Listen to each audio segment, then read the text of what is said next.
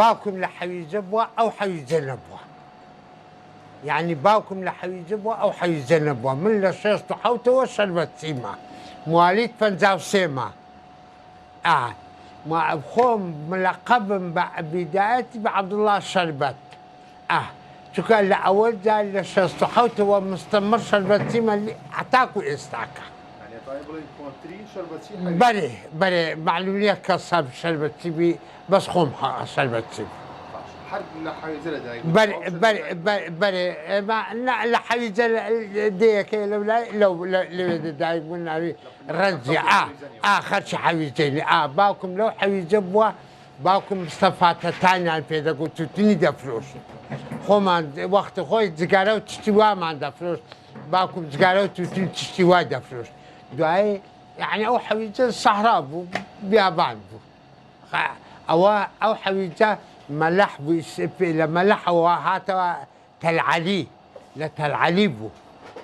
تلعلي وتديك لولا الاخوار بإيميا علي بوا لا دري مركز ساكا ما حمد زان او في سما استو باقا في سما مركز شرطبو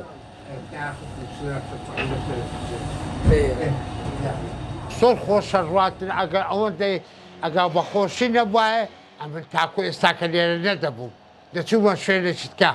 ده خواي بزاد بإستا شوية خوشة وفرق معني والله استاكا ودي لقى أوان معيشتك إدارة لكن يعني بقدر فرق إني هيك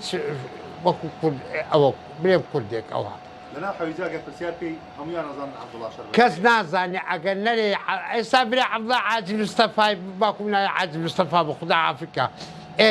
إبري عبد الله عاد مصطفى السنة جيرانا كان ما علينا جيرانا كمان فرسكنا الناس أقلنا لي عبد الله أبو الشربت لقد دراوسيا كان لقى حمو كسرتي زور ريكو بيتشينو حمو وقتك مان وقته وحمو إنك